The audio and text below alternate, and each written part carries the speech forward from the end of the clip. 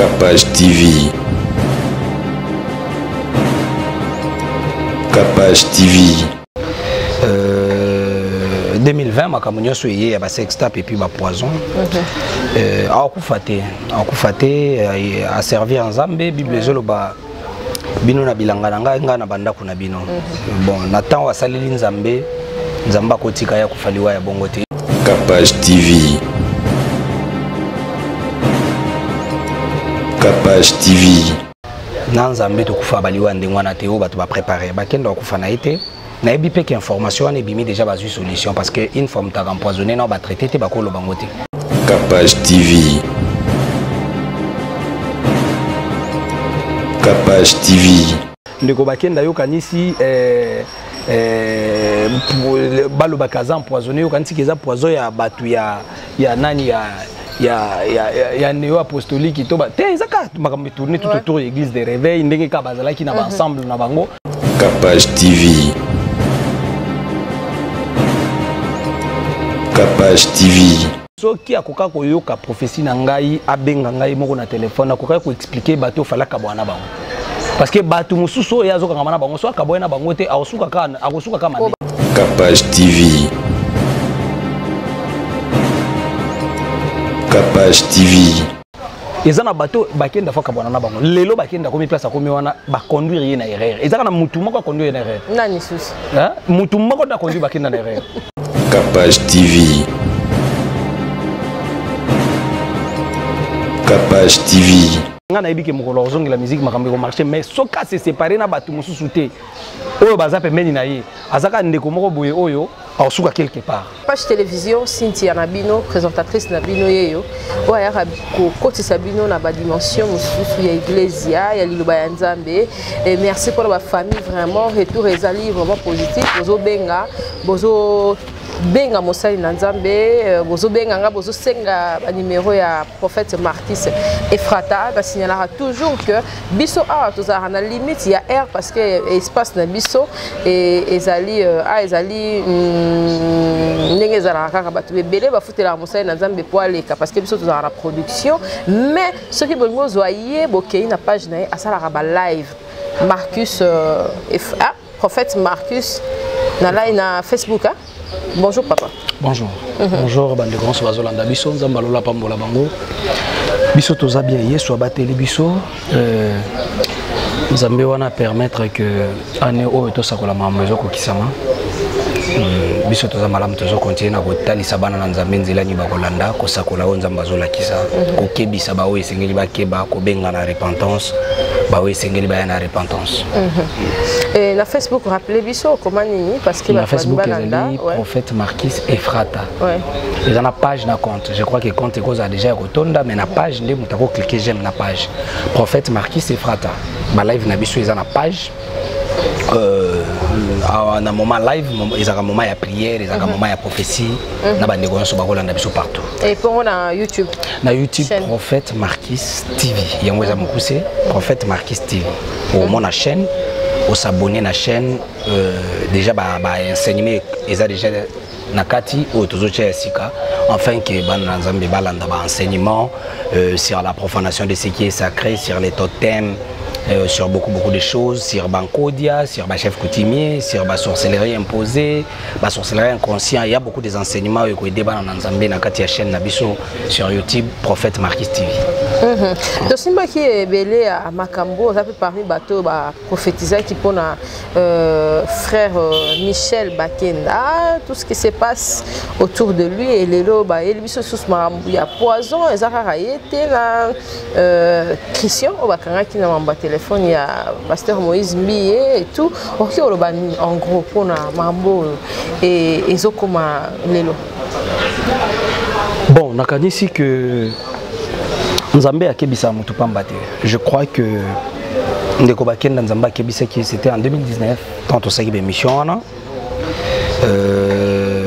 2020 makamunyo soyé ba sextape et puis ba poison akufate a servi en Nzambe Bible zoloba bino na bilanga nga na banda kuna bino.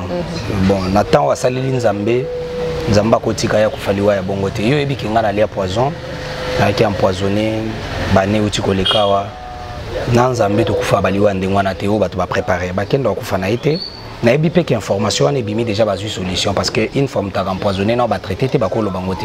OK. Ouais, déjà ba traité ce ko ba komi ko informer ba tout que azaki empoisonné.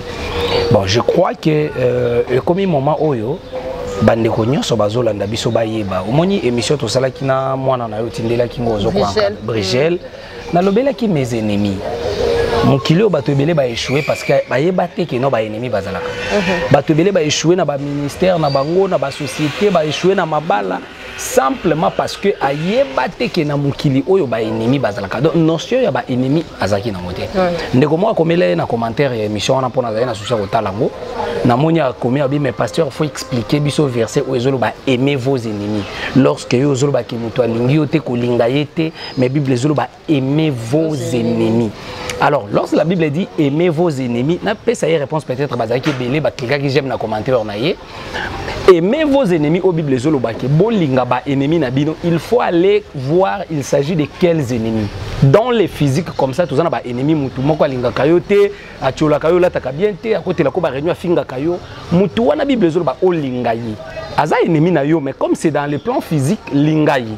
Mais sur les plans spirituels, apôtre Paul Azoloba, revêtez-vous de toutes armes spirituelles. C'est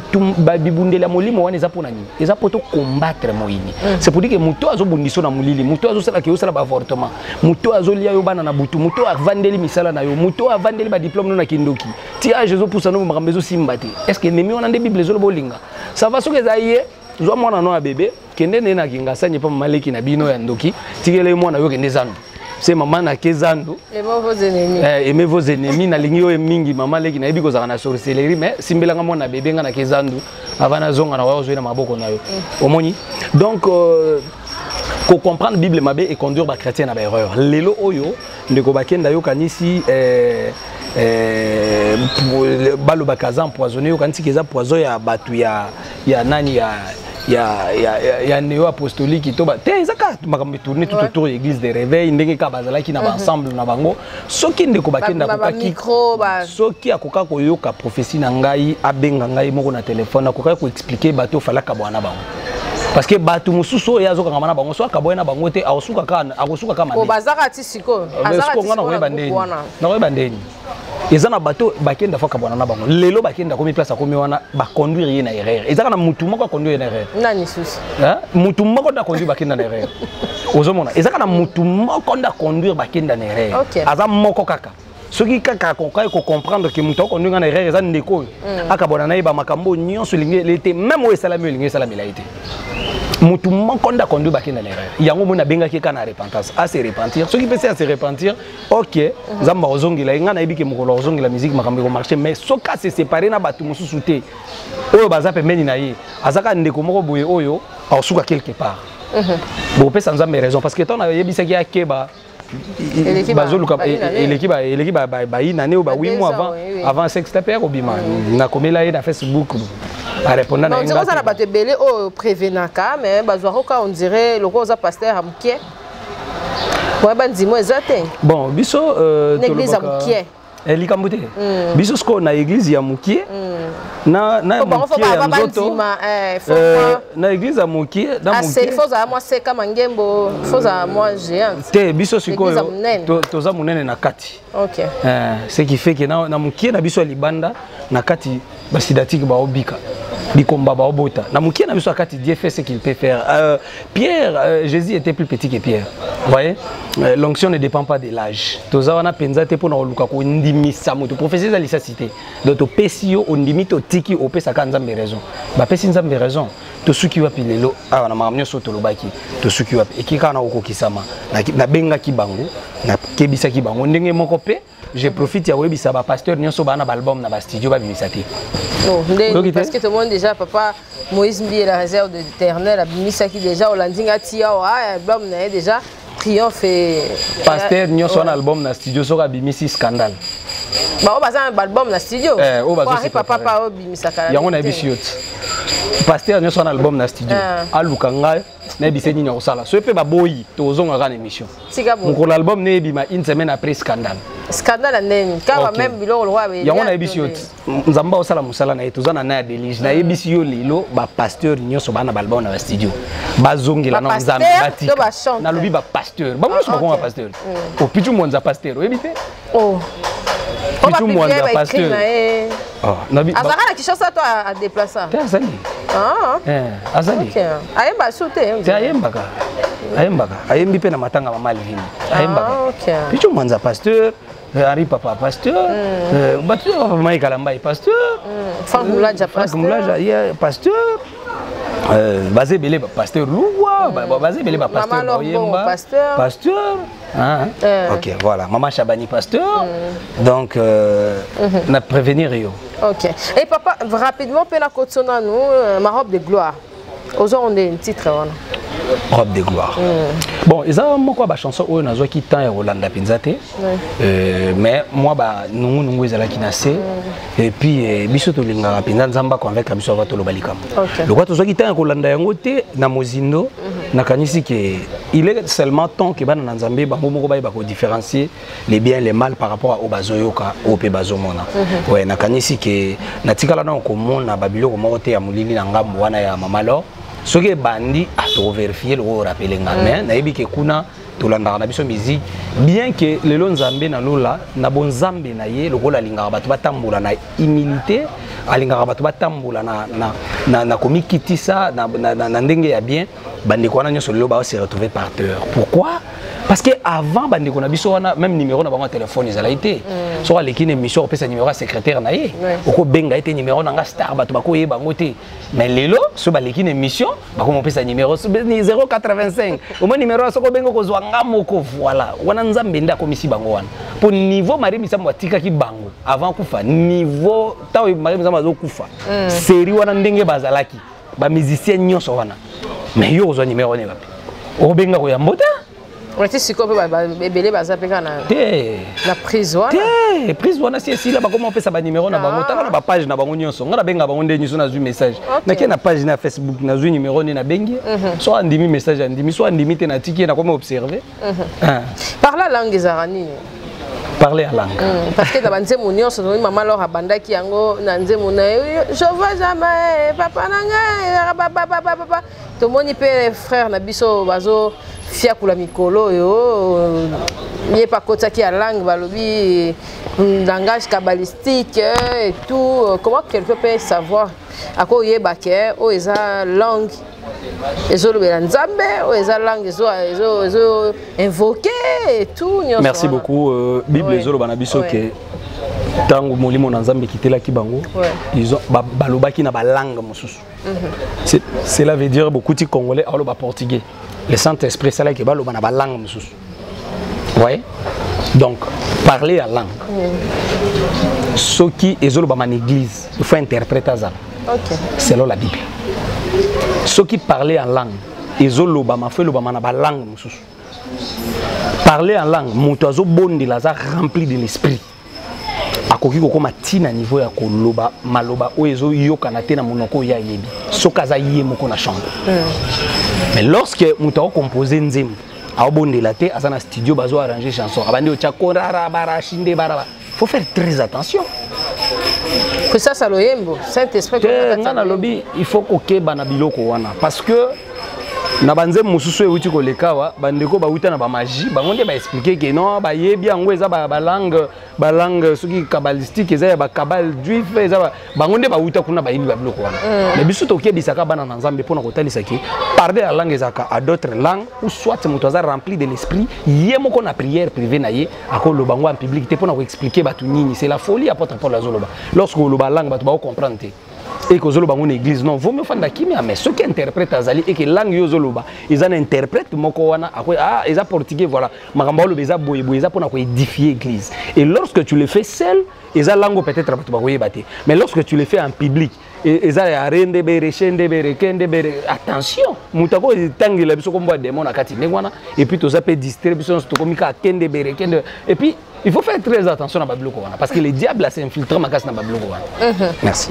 Merci Motola Nzambe tozo kende rapidement rappelez biso dans page officielle et puis chaîne na yo. Page na biso ezali prophète Marquis Ephrata waniza page Facebook YouTube na biso ezali prophète Marquis TV ba kolanda ba enseignement ya makasi et puis surtout enseignement bandeko basengi biso sur les paroles prononcées, les esprits imposés. Il y a vraiment toujours disposé la semaine où pour aller sur balanda enseignement et sauver ma bouteille sur Zolanda biso partout. Le siège église des Arabes.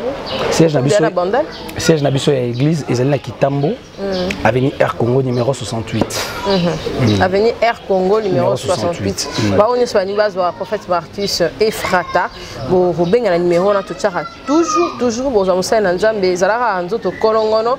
Bosala makambo nzambe soko beli eko makasintia pesa ka numéro mutungisi R yango koluka elongi na nzambe ezalaka kaka important ko ya église avant ko tana vif sujet obombeli biso papa ko ya église dimanche importance ni ezala wana. Oui, importance ezali parce que ezali journée oyo mutunyo sokenda ko remercier nzambe parce que des bandeli déjà mokili na 7e jour nzamba pe maki. Donc ezaki journée oyo ezaki consacrée Oyo on a un calendrier, 7e jour il y a très différent, on a un calendrier romain, calendrier, mais biso tout ça est dimanche. Donc la journée où tu as remercier Nzambe, ndenge moko ozana papa na yo apesio mituka 7 et que jour moko ya lobino pesanga moko so pesité ozenga journée moko les a consacré pour remercier Nzambe, ko tombola Nzambe, ko luka Nzambe na profondeur. Les a journée où mutunyo so lukara za na présence na Nzambe. Bon, na ba religion mususu babondi la samedi. Ba religion mususu babondi la vendredi. Donc ba religion bazana jour na bango ba préparer pour na kutana na ba Nzambe na bango. Alors biso na Yesu Masia, c'est le dimanche. Et ça très important. Et même lorsqu'on dit non au moni mukile komi na ngona suka ba église simba kamba mabe koti to vana na banda kuno ne restez pas à la maison. Bondela Nzamba ko convaincre église ni ko kende ko luka Nzambe. C'est très important moi Nzamba za nisika oyo aza formé azo zo ba enseignement ou ko permettre ye même aye bandenya ko encadrer vie na ye sur terre, famille na ye, vie abana na ye, libota na ye. C'est ça, c'est très important. Et toi, quel est le sujet de la mission calamité? Papa, moi, il y a ba nyoso ba perdre ba être cher dans accident ou salama na triangle. Voilà, vraiment, Nzambe a consolé ma botawana. Beaucoup de personnes bakutaient na liwa moko ya mbalakata. Nakanisi ke na lobaki yango ni bandeli ani, toza na nemo kwa délige ba sacrifice ko sala makasi. Bato ba okufa mingi et puis esilité. Eza ne oyo Satan azoboma ba Eli. Eza ane oyo Satan a télémina fimbo azoluka bato Nzamba benga pour na frapper bango. C'est pour dire que ça n'est pas bon bateau ba biki Nzamba benga faut pas faire très attention. Ba mi kebi sa penza makasi bateau ba biki Nzamba zo tambusanga Nzamba pesinga mission, faut faire très attention. Et Nzamba consoler ma botanyo so wana o Yesu ba perdre ba ndeko na bango lelo ko moko bongo parce que moi na mukili mutunyo so faza na protection na Nzambe. So aza na protection na Nzambe te a peut-être aza na ngambo wana. Mais soko po eza na batu na mukili ya ye Nzambe te. Kisi te. Satan te ya tambola ne kaka. Andimani bon Nzamba za bon nyoso peza nango azaka kaboyi. Na baliwa lokola bongo batabongo bakufa rami. Parce que place accident sala meza na bateau azalaki wana na tongo a déplacer accident ka sala.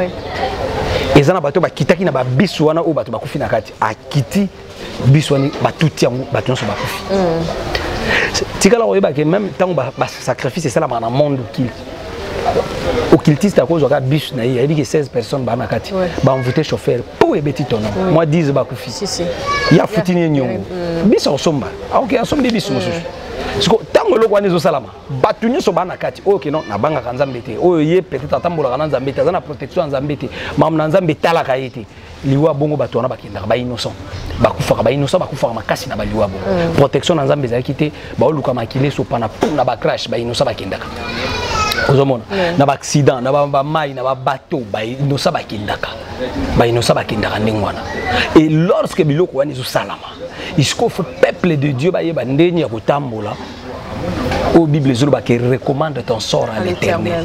C'est pour dire sort les amakambo ko ila yolobi. Mutu fa recommander lobi na ipa na Nzambe. Bakate to manatongo mutabi na mbeto wala muki azu téléphone allo. Bandi déjà à côté douche à brossa zana balabala zana mutuka kei. Mutaki c'est quoi ça bloque on a te? Jamais. Okilti ça quoi ça bloque on a te? Il faut Luka toujours à concentrer dans nos journées où les andengeni yango na ebisaka bana Nzambe. Comme la Bible dit, Dieu parle tantôt d'une manière, tantôt d'une autre. Moi, dans Nzambe tangazola mokanatongo, même avant prier, il faut lukoye bana mona kinini. Avant kuto bondela. La santa kinini. Il faut lukana vérifier ba vision na yo. Lelo Nzamba lobi ngani. Nazala ki wapi. Na moni nini. C'est après que kozo temps ya ko bebisa ya mabe ko fungola maintenant journée là. Et puis et ça la mienne dimanche ba tumsu ba ko faire na ba hotel ba kilt. C'est ça. Ouais. Moto Nzambe gombeli bisoni si je le auto partager, je mystique ozwa mingi moto Nzambe parce que pesa biso a bombela biso lelo. Et aux important to kende biso mi balé ensemble pour thème na biso monene ezali mes ennemis. Ouais. Thème na biso ezali mes ennemis. Et ngaminga so ra au groupe là. Mes ennemis sous thème Nabiso Ezali les esprits imposés, délivrance des esprits imposés. Ouais. Donc à Bolé on a 3 parties, mes ennemis, le parole prononcée et les esprits imposés. Parce que lorsque ba ennemi ba lukaba attaquer via motu, la première des choses ba bimisa maloba. Et lorsque ba bimisa maloba o bango ba bimisi ba engager ba esprit. Maintenant les esprits et ko banda ko poursuivre moto ba lakeli mabe. To muto ba lobeli mabe et ba lobela ka batu mabe kaka na moite. Il y a des personnes ba lakela bango na se ya ndoto alali alamu aloti ba lakela e mabe et puis makamona bandi ko bika a négliger na bandi ko bazana ba témoignage wana na lala na butu na mona mama leki nanga zo bisanga yo bala total et puis vina Yesu kibongo. Il y a des personnes au ba lakela bango na butu. Pourquoi? Dans le monde des ténèbres, une fois que lobby maloba mabeli kolona yo, c'est pour dire que ba engager ba esprit ou ko fanda li kolona yo. Ba esprit ko contrôler ba moina yo. Ba esprit ko finavi na yo. Yango moni prophète Balaam. Tangu Israël e bibi na boumbu ba komi na montagne en face ya Moab. Roi ya Moab, roi Balak ake koluka prophète Balaam ayebisi yaka. Lakelanga Israël mabe pour kena bundisa bango. Donc ayeba kike muto ba lakeli mabe eza muto ko la faible eza muto ko robunda bitumbate eza muto ko banda ko échouer vina ye mobimba. Et lorsque ba lakeli muto mabe eza maloba o ba lobi likolo na été muto zo sala musala, c'est les esprits o ko accompagner maloba. Une fois ba esprit ezu maloba wana e bandi ko lande la vie ya muto o yeba loba ko bongate yeba loba ko balate yeba ce que maloba za la kana pouvoir lorsque muto bazo lakela za coupable. Ça c'est de 1. De 2, muto pe balobeli maloba à cause de la paix coupable était so kazana nzambe te maloba o ko vanda likolo vina. Parce que lorsque ba esprit ko ya il faut ba kuta na kati ya muto ba lakeli mabe un autre esprit o ezoko s'opposer o ko pekisa maloba wana ba esprit wana sani ekota. Papa na kati yo nomte Jozongi Sanga et tant baloba que batu ya libanda bakokipe ko s'associer na batu ya famille pour mabeyela yo donc loko koki ko yate soki motu ya famille na yote associer na motu ya libanda pour passer ma désarapé vrai. Oui. Le diable n'est pas partout. Nzambe ndazaka partout. Diable aza partout te. Diable azande na ba agent na partout. Olongwa oké Washington, kindoka famille no ba oluko ba ozwa yote. Bako vérifier kuna ko toza na Washington. Nanya ko zala na sorcellerie. Baluki mutu moko azana semence na bango. Ba négocier na yi, mutu wana bandi surveiller vina au de près. Bako tala na entourage na yo. Bako tala société ozo sala. Il y a une société dans la société mon à Paris. Bah qui na société on a vérifié.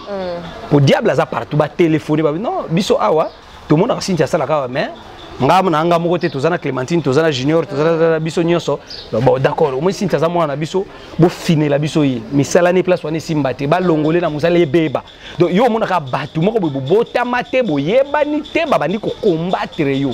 So comme luko ba so combattre ngapo na nini. Kana kuta ba ona musalo bana mbongole kanga bango ba yaka peut-être na mitu cher. Ngana kana voiture simple. Non, famille na yo pesi ordre, bo combattre mutu à sécurité. Donc okuta na ba ennemi ya bongo. Yango moni thème na biso mission mon eza mes ennemis pour que bana na nzambe ba ko différencier que na ba ennemi to kuta na ba ona mukilawa il y a d'autres ennemis que tu ne connais pas ezana batu musu ba ko combattre yebi yeke deux ans batu musu ka bien hote abo ya sepela ka te dans so moninga ane se côté yango na ebisa kyo et mutu oya lingi yote ko linga yete mais babi linga ba ini na yo kasi yango na expliquer ennemi oyo ko linga c'est dans le plan physique et lorsque ozo linga ye faut zala na ye musika oyebi da ke mutu alinga ngati poza ennemi musuto yebi bango de ba ennemi ba musuto yebi azen ennemi na ngati azen ennemi na ngabe na kuzu meto sola ka to oye parce que ko zala vigilant ndenge ah bible solo ba soyez prudents comme les serpents est-ce que serpent c'est des exemples bas dans la bible non serpent c'est image de Satan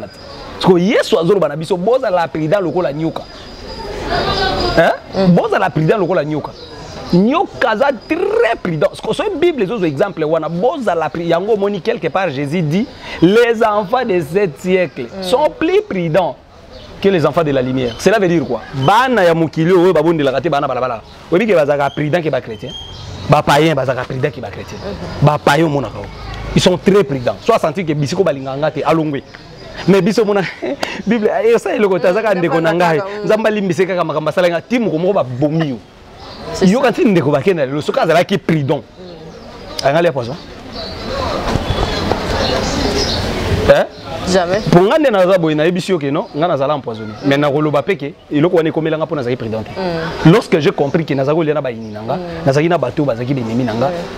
Parce que nazolo ba awa mutu akokutana na ennemi, mutu bako boma ennemi oyo ayebi yote. Israël ba balakte, Israël ba senga balak mayo melate. Na mutu ozana idée. Ozana donc mutu moko azoya ozana idée te akoya boya abino na bandi ko soutenir yo en tout cas na moni musala nous eza bien, na peso ba caméra, na capacité bien en tout cas, na zo plateau, bo bandi pe ko solo lati, l'air moko pe bo 6e mission bo meliju. Ouais. Hein? Jour moko pe ko télé motiki ver. Confiance.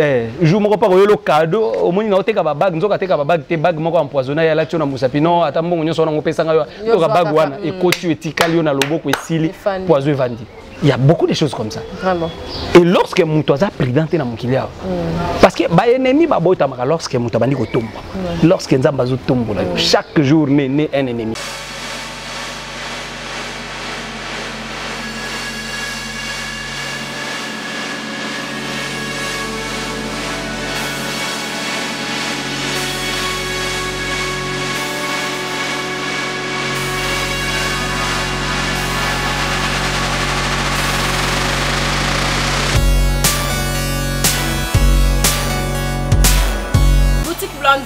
La Kivunda, place de la page générale major à lata. Ngana lata na awa. Nyoso bomona na lata awa. Pembe de kaya mangembu. Ndena zabo na pesi mangembu mu Congo. Bat nyoso baro ba site la page na lula body na yo, na lula pantalon na yo. Biso to lata na biso aga na kine, blandi na kenda rapoto, atinda biloko na poto, tirkio nini. Bomona na image nena os tozon nduka. Boutique Blondine kaka na Kivunda awa. Pembe ya les quartiers, bato so na Kinshasa. Okokuta lope poto oye la musinde ezala mo manka pezala poto totonda nyoso to komona esinte na ndelo mo noir na ngote benga numéro ya Blondine na boutique Blondine o mona penda tala ya boye pena na lata te bilamba nyoso ezali nyoso oluka bana poto batinga mo boye ekenda boye chez Blondine na Kivunda nyoso ezali eza pesa obunga te ndeti boye église mangembo yango église afa partie pesa za kika avenue elandi so uti mangembo 2 avenues avant Okoma dans les quartiers. Donc on a expliqué que kitoko Kivunda numéro 9 boutique Blondine numéro yango wana. Tout ça peut pas tout automne d'arrêter. Tout ça peut pas tout ça ba problème te ba fi akini, ba fi partout, au type braza, au type poto. Tout ça peut battre. Moko lo ba si tu pas chine ni master na wana na fête moi brisque. On ça peut na mbongo me katikata mbongo. Blondine a solo la donc tana na sali ba 10 ans na boutique. 10 ans na boutique on a la tanaka. La Kivunda numéro 9 boutique chez Blondine. D'accord Sabino te kolata rande bongsa nzoto to ki para biso soute. Kolata ye mo sko habillé. A peut se tenir lo kwa likolo na se o kangi sola ti talon noka. Ba ti talon ba minoka. Kolata la boutique ya moko na banda. Ba ko Sabino te boutique ya moko na banda. La Kivunda numéro 9 chez Blondine numéro contact ya wana. Nzamba zo tombola. Mais ennemi à battre mususu peut battre marana ba vie à battre. Ba ennemi à battre mususu peut battre marana vie à battre mususu. Azaki ennemi na yote, azaki ya mutu mususu na ya. Yo lokolo sona mutu wana bi bon kasité. Ezande moko lelo ndenge ngana dénoncer ba faux pratique l'église. Pour na loba awa que ngana dénoncer mutu te mais les faux pratiques. Ba pratique a kindoki. Parce que yeba ki ezana bato basaka ba pratique wana o ba sepelaka te. Yo ya mbakangati. Lope na biso émission yo pesa la président. Makasi. Pourtant yo ya mbakanga bango ba sepelaka te. Azo dénoncer misala na biso. Donc yo peta ba bengaka yo ya ko sala émission zalaka pe président. Talaka place nyoko kindi, place nyoko kindi te parce que mukili ya wana. Si si. Te aimez vos ennemis. Yo pesa ka président. Ah. Merci. Po ya ngape bakolata. Merci. Aimez vos ennemis. Capage TV. Yango. Nous avons pas moula bandeko so baola ndabiso. Vraiment. Voilà, donc aimez vos ennemis wana ezana sens o bato bazo cancela te. Vraiment. Ba yebisa bino pena ke papa kulutu na bino wali mtalia mama na bino boyebi pe ke ye mtalia papa na bino. Papa kulutu wana yo kindo bando betele masolo na o papa kulutu moi bibele lo aimez vos ennemis en tout cas na witi ko zo musala moko bazo futa ngo temps papa kulutu. Mais vous blaguez? Na sorcellerie maweza la kate na monde spirituel kuna maweza la kate mutuka kwa mwana na ngai en tout cas nazo comprendre nzoka yende na kindoki donc mama na bino falali ya mbongo na bino ya mabala yenda kanga bino na mutu boye bata yango moni lorsqu'apôtre Paul azoro ba revêtez-vous de toutes les armes spirituelles afin de tenir ferme les jours mauvais à la ka o ba ennemi ba koti na via mutu ezaka na jour o ba ennemi ba telemi na via mutu kozanga notion ya ennemi o ndesala ke Abel akufa Abel akufa ki na erreur na. C'est ça. Ndeko na emoko. Ndeko na Abel akufa na erreur na. Omoni makambo yo e komama ki na Bible po ba ndeko so bazolanda biso ba comprendre pe ba ko changer et moniseli na bango ya makambo. C'est ça. Abel akufi na erreur na. Nzamba yebisi Kaye. Kaye lisumu ngo etelemi liboso makolo na yo. Ko sumuka te. Bandela relève-toi. Ko sala mabete mabe yango nzamba zo bisa Kaye na miso Abel. Olingo sa mabe pourquoi? Ko sala mabete. Mais tabazo bisa ye ko sala mabete. Abel azalaki wana pona ye Kaye linga sala matiti mabe. Non. Il fallait comprendre que ne bazo pekisa ndeko nga sala mabete oyo alinga sala ndenga mabe. Yango moni mukolo azobo ma Bible zo baki lokola babande ko kende ensemble na bilanga. E boko so bakabona ki na bango. Po babando sala pe musala moko te. Bon yo lo na no bilanga kende. Ngai lokolo sepeli na bénédiction na ngate o sepeli na ndenge nzamba mili pamboli na ngate anga pe na ke boko la bibole na nga côté mususu. Po babo sala pe musala moko te. Abel alinga kufa te. Abel akufi na erreur na ye. Mes ennemis, une fois mutu yango moni Jacob l'homme le plus prudent de la Bible mukola yibi lipamboli ya ndeko na ye Esaú et que Esaú et visage na ye changé Esaú abandi ko bimisa maloba abandi loba mukolo papa na biso akokufa Isaac na ko boma ndeko nanga Jacob Rachel ayoki abengi Jacob yaka ndeko na yo azo préparer mukolo papa na bino kokufa sani aboma bimakima Jacob aloba ite te mama Bible lobi aimez vos ennemis azo ennemis nanga ko Jacob akimi Jacob a commis par Laban, a travaillé 7 ans à Rachel, à Léa. Maman na bango Rebecca, pardon. A travaillé ce qu'on a Rachel na Léa. Lorsqu'Azu basi na bango mi balé. Bible zo ba kena kata lipa mbolinyo sonza mabande ko pese na ndako wana a remarqué que elongi ya Laban est changé. Laban lobela Jacob mabeti. Jacob a remarqué que le visage de Laban est changé. La personne est longue kaka. Ozo vanda na moto elongi na ye changé envers yo. Ko continue ko vanda na ite. Ozo la nyoli ka poison. Ba chrétien ba kufa na biloko mingi. Elongi ya muto échanger envers yo. Mais Caïn qu'est-ce qui a changé? Son visage. Ça bat tout ni Caïn mais pourquoi elongi na yo changé? Les sous mettez les liboso na yo. Caïn s'appelle na lipa mbolande ko na été. Jacob également là-bas elongi na ye changé. Jacob a ebisi bana basi wana bi elongi ya papa na bino eza ndenge zalaka liboso ti. Je préfère quitter ici. Jacob a quitté cette maison juste parce que elongi ya là-bas changé ki. Toli ensemble na moni elongi no changé. Oh, c'est la na lipa mbolanga ngate. Je vais continuer à manger avec toi. Non. Jamais. Ba chrétien ba kufa rande na biloko wana. Ba chrétien ba kufa na biloko wana. Elongi ya mutu changer kabona na ye. Ndel Jacob a préparé voyage na ye sans informer là-bas. Ayebisi Rachel na Léa. Elonga noko na bino changer. Ya papa na bino changer. Na préféré to longwa. Rachel pa yebisi oh.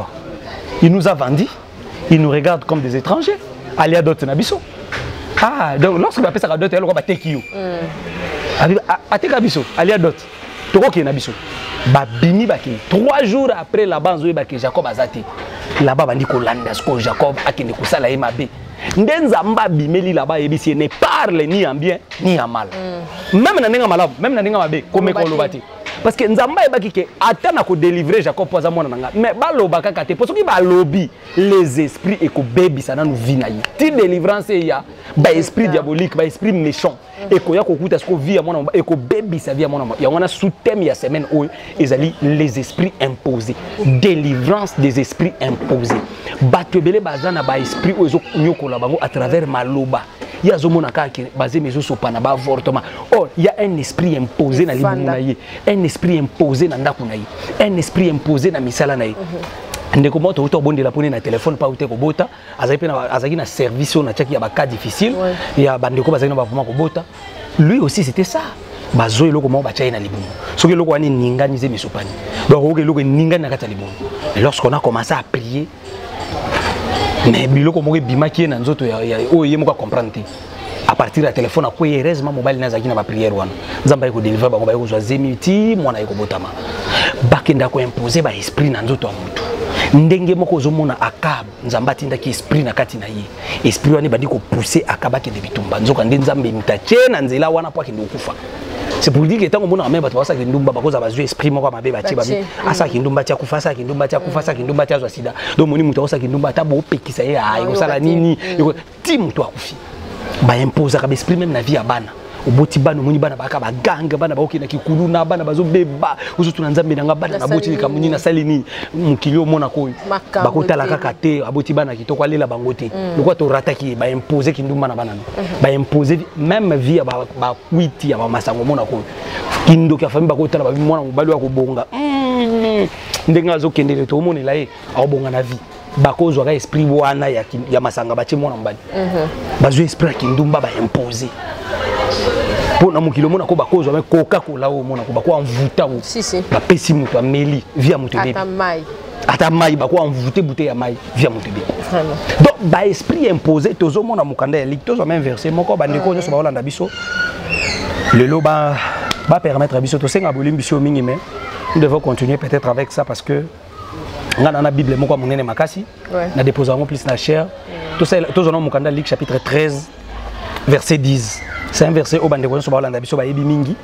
Luc chapitre 13 verset 10. Jésus enseignait un jour dans une des synagogues le jour du sabbat. Voici il y avait là une femme possédée d'un esprit qui la rendait infirme depuis 18 ans.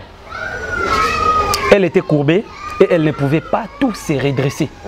Bible zolo ba ke Yesu azote na synagogue. La Bible dit Yesu akuti là se trouvait une femme possédée d'un esprit. C'est pour dire qu'il y a des personnes au bazar possédées. Lorsqu'on parle de la possession, c'est pour dire dominer. La personne est dominée par un esprit. Mais lorsque l'esprit a dominé, c'est lorsqu'on a prononcé des paroles. Parce que même cette femme courbée là, oh Yesu a redressé qui vit naïe. Tant qu'on regarde enseignement mi balé na ko fongola maloba, oh mais maki l'esprit là outi pe na Bible. Salomon azoloba. Ce qui est courbé ne peut se redresser. Et moi si oh fandaki na mukongo ko gumba mapanda bambule belé na synagogue.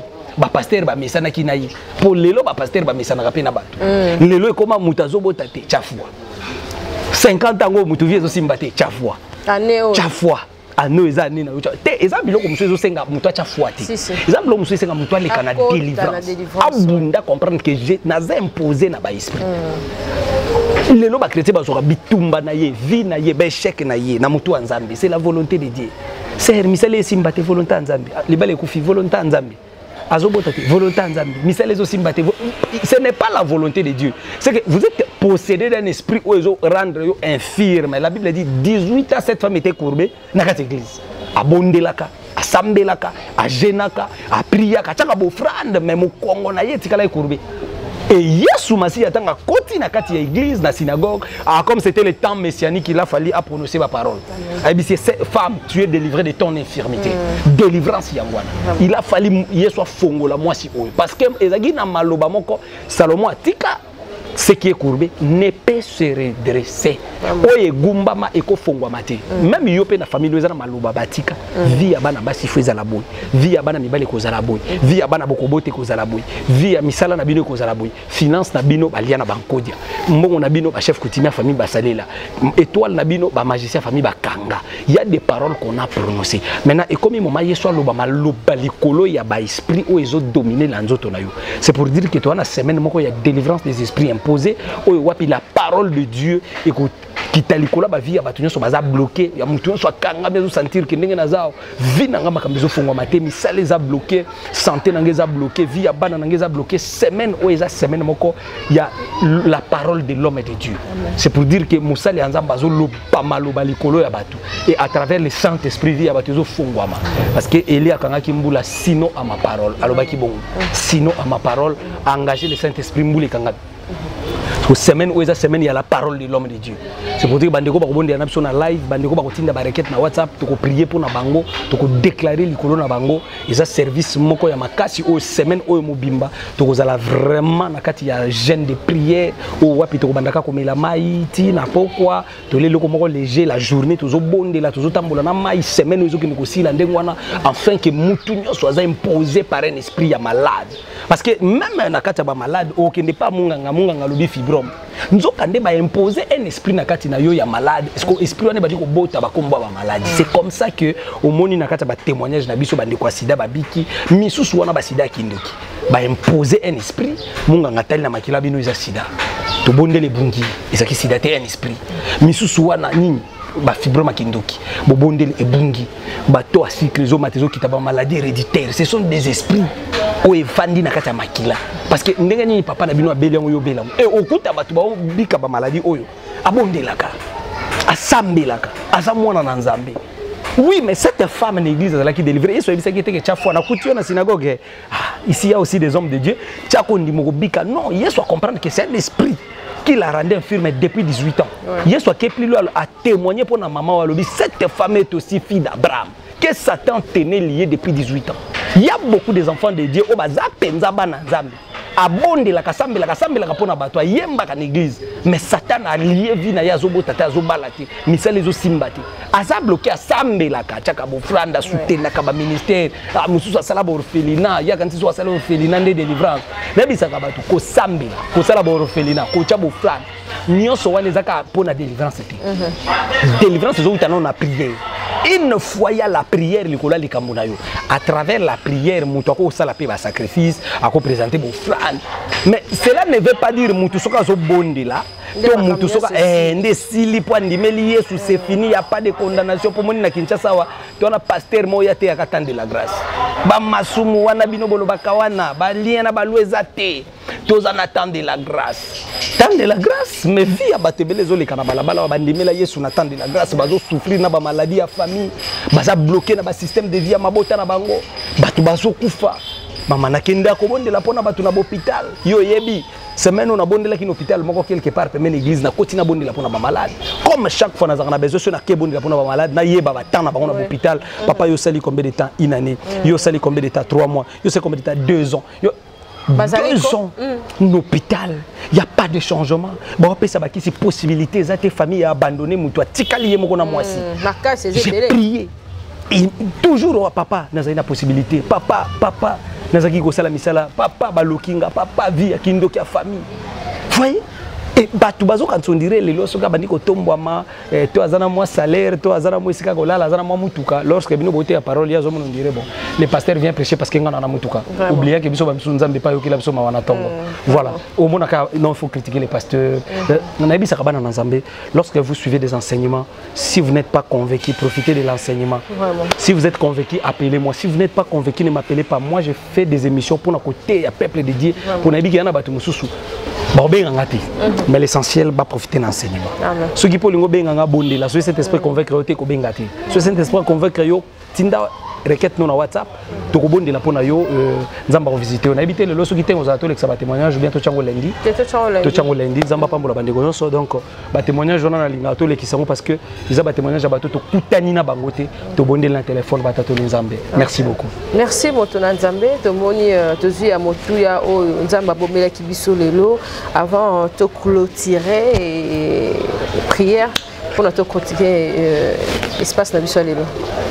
Nzambe ya pambola bandeko so balanda kibiso prière nanga ya tongo ya lelo ya midi ya butu ya lelo par rapport à l'ère au kolanda ngai eza likolo na yo muto za souffrir comme innocent eza prière likolo na yo muto za imposé par un esprit ya malade ya blocage esprit moko zo tungisa ndako na yo vie ya bana na yo santé na yo oye boyi makambo na yo fungwama oye boyi yo ozwa kimia stabilité na libala. Éternel et Dieu tout-puissant créateur, Dieu de ma vocation, de mes alliances, à travers cette prière na keko fongola lola na ndaku ya papa mama oya yambaki nga na nzela télévision, na nzela téléphone, na nzela ordinateur na ye. Prière oyo elongola maladie kolela. Prière oyo elongola maya misu ténèbres. Prière oyo elongola souffrance, elongola ba blocage na nzela mikanda pe ya misala na ye. Au nom puissant de Jésus, à travers cette prière, douleur oyebunga biloko ezotambole na nzoto elimwa na libumu na yeba douleur ici la makolo na ye douleur ici la mukongone douleur ici la prière oyo eza la prière ko tato la miracle ya délivrance na kombo na Yesu Christ. Amen. Amen. Merci Moto Nzambe. Merci Mama Cynthia pour informer bandeko na biso nyonso. Album na biso Dieu des impossibles, les albums à 4 titres qui y a adoration. Bon yamba okana ne oyo. Toko adorer ensemble Nzambe na bango nyonso ba na biso partout dans le monde. Toko adorer Nzambe ensemble dans l'album na biso où ezali pe Dieu des impossibles. Je pense que merci beaucoup. Pasteur chante. Même l'église. Moutounyo sonda cause la pasteur. Mais Moutounyo sonda mbela dans l'église. Voilà. Bisos koto mbela dans studio. OK.